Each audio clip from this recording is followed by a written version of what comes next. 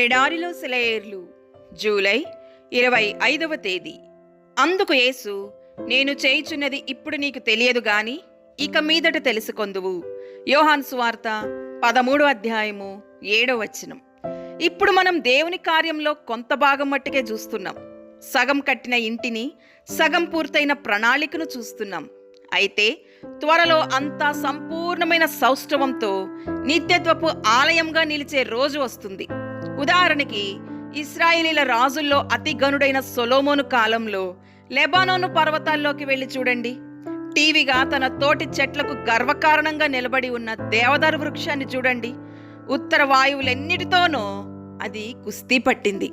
వసంత గాలులు దానిపై చిరునవ్వులు చిందాయి. వెన్నెల రాత్రులు దాని ఆకుల్ని మంచుతో తడిపాయి.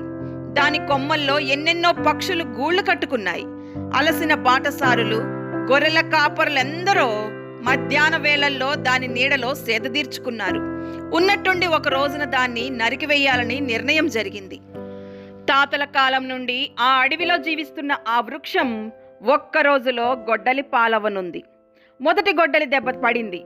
గరుకుగా ఉన్న దాని కాండంపై లోతుగా గాయమైంది. కొమ్మలొక్కొక్కటే నేల రాలాయి. చివరికి చెట్టు మొత్తంగా పెద్ద శబ్దంతో మొదలుకుంటూ కూలిపోయింది. ప్రకృతి ఆలయంలోని ఆ మూల స్తంభాన్ని అంత నిర్దాక్షిణీయంగా కూల్చివేయడం, నాశనం చేయడం చూసి మనం నివ్వెరపోతాం.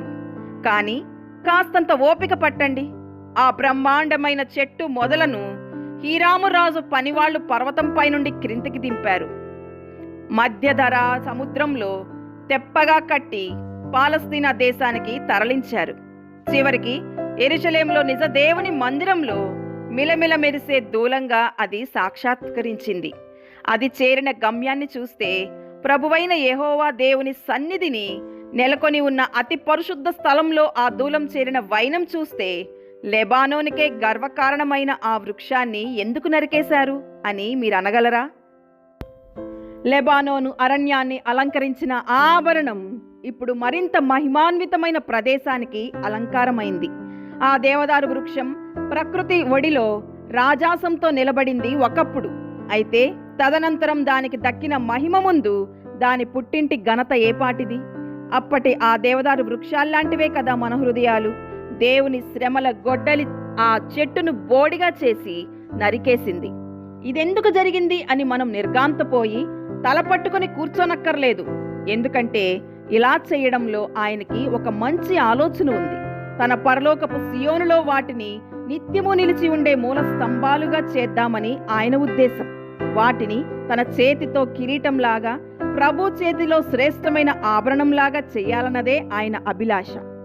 నాకున్న శిలువ శ్రమలు పర్వాలేదు, ఎందుకొచ్చాయో తెలియకపోయినా చీకటిలో దేవా నీ చెయ్యి తోడుగా ఉంటే చాలు, నీ వెంట నడవగలిగితే అదే చాలు.